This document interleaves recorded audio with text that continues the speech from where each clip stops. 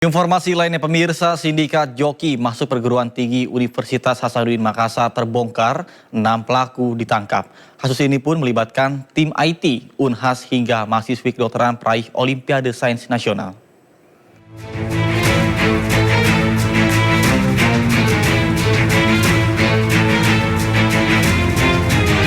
Polrestabes Makassar bersama Universitas Hasanuddin menangkap 6 orang sindikat joki pada seleksi nasional penerimaan mahasiswa baru. Ke-6 pelaku yang ditangkap AL, MY, IMS, dan ZR, dan 1 perempuan mahasiswi kedokteran UNHAS berinisial CA. Mereka memasang tarif 200 juta rupiah untuk menjadi joki. Joki SNPMB tersebut terdeteksi pada saat pelaksanaan ujian tulis berbasis komputer pada April 2025 lalu. Aplikasi ilegal dipasang di komputer oleh pegawai IT Unhas, sementara calon mahasiswa hanya membuka aplikasi tersebut dan menunggu hasil jawaban yang dikerjakan oleh orang lain. Di mana ada orang yang berusaha untuk memasukkan mahasiswa ke salah satu universitas di Makassar yaitu Unhas dengan cara-cara yang melanggar hukum. Ya. Jadi ini diawali dari kecurigaan Bapak Wakil Dekan terhadap adanya aktivitas hacker yang ada di Unhas ketika penerimaan mahasiswa berlangsung. Lalu ini dilaporkan kepada kami dari pihak Polrestabes dan kami melihat ada aktivitas di dalam komputer yang digunakan oleh calon mahasiswa untuk masuk ini ternyata telah disusupi aplikasi ya yang dilakukan oleh orang dalam dari Unhas. Mirisnya, tersangka CA, mahasiswi kedokteran Unhas, pernah meraih prestasi Olimpiade Sains Nasional Matematika saat SMA dan jadi mahasiswa berprestasi di Unhas. Ya, Unhas tidak mentolerir aksi ini dan akan memecat pegawai IT dan mengeluarkan mahasiswa yang terlibat. Atas perbuatannya, pelaku dijerat dengan pasal pelanggaran ITE dengan ancaman hukuman maksimal 9 tahun penjara. Dari Makassar, Sulawesi Selatan, Leo Muhammad Nur, iNews melaporkan. Ke kasus lainnya pemirsa, polisi menangkap 2 tersangka tindak pidana pencucian uang hasil judi online dan modus yang dilakukan para tersangka dengan mendirikan perusahaan cangkang dan mereka terancam 20 tahun penjara.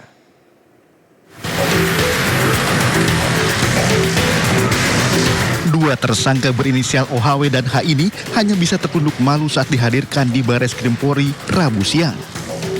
Keduanya ditangkap dan ditetapkan sebagai tersangka karena melakukan tindak pidana pencucian uang.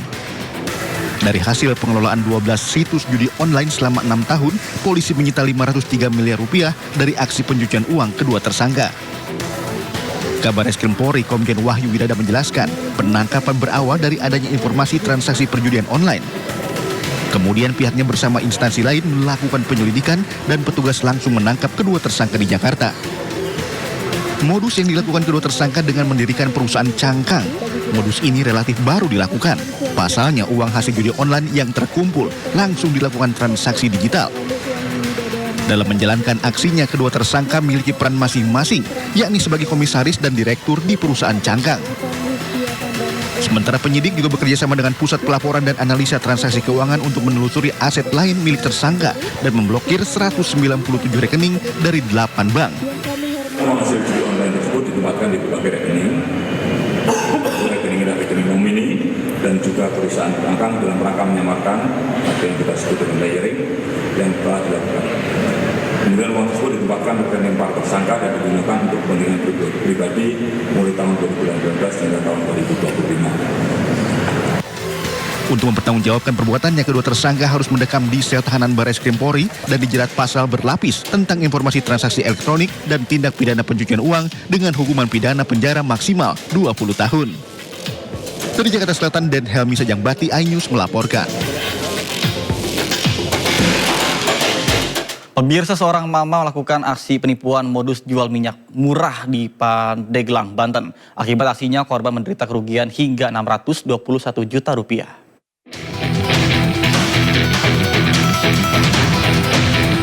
Polisi Polisi menggelandang Sri Rahayu 30 tahun karena melakukan aksi penipuan hingga 3 korban mengalami kerugian hingga ratusan juta rupiah di Pandeglang. Modus pelaku dengan menawarkan minyak goreng jauh di bawah harga pasaran.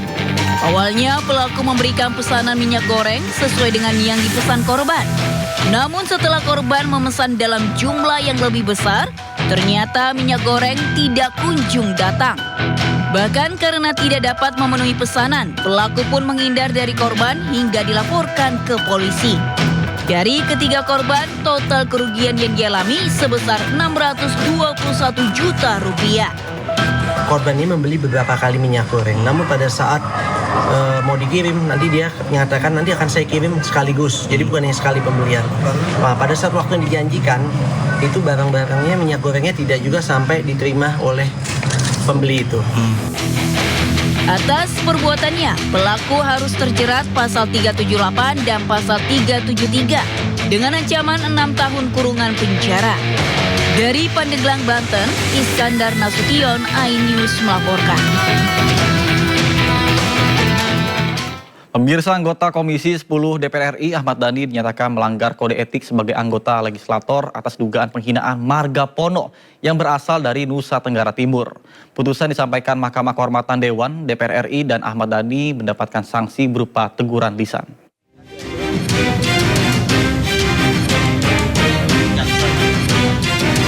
Mahkamah Kehormatan Dewan DPR RI memutus anggota Komisi 10 DPR RI fraksi Gerindra Ahmad Dhani melanggar kode etik pada sidang putusan yang digelar di Komplek Parlemen Rabu pagi.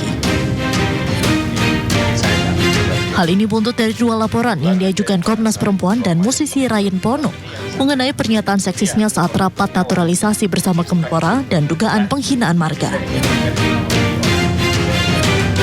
Ahmad Dhani dijatuhkan sanksi ringan berupa teguran lisan dan diminta untuk memohon maaf kepada pelapor dengan maksimal 7 hari setelah putusan.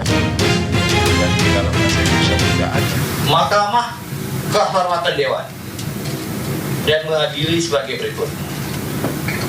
Berdasarkan pertimbangan hukum dan etika Mahkamah Kehormatan Dewan memutuskan bahwa teradu yang terhormat Ahmad Dhani Prasetyo dengan nomor anggota A119 dari fraksi Partai Gerakan Indonesia Raya telah terbukti melanggar kode etik DPR RI dan diberikan sanksi ringan. Menanggapi kasus ini, Ahmad Dhani pun meminta maaf sekaligus memberikan pembelaan bahwa dirinya berbeda pandangan dengan Komnas Perempuan akan pernyataannya yang dinilai kontroversial. Sebelumnya Ahmad Dhani dilaporkan atas pernyataannya yang dianggap seksis pada rapat Komisi 10 DPR bersama Kemenpora serta dugaan penghinaan marga Pono. Dari Jakarta, tim liputan iNews melaporkan. Usai dijatuhkan sanksi oleh Mahkamah Kehormatan Dewan atau MKD, anggota Komisi 10 DPR RI Ahmad Dhani menyampaikan permintaan maaf kepada sejumlah pihak yang terkait dalam kasusnya tersebut. Saya sebagai anggota DPR RI dari fraksi Gerindra ingin mengucapkan permintaan maaf kepada semua pihak, khususnya yang melaporkan soal hal-hal yang sudah dilaporkan. Saya sebagai anggota DPR meminta maaf kepada pelapor dan juga meminta maaf atas segala macam slip of the tongue, ya. Tadi saya slip of the tongue, salah mengucapkan sehingga ada salah satu marga darah biru yang marah, tidak terima.